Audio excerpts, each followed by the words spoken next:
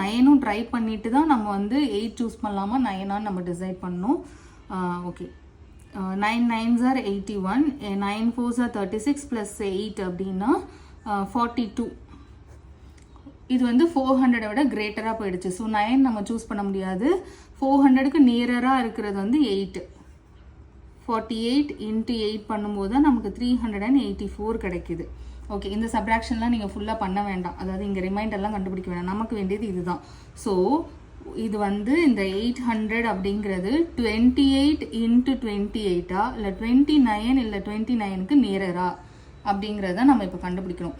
Somewhere இங்கே நடுவில் தான் வந்து இந்த 800 இருக்குது.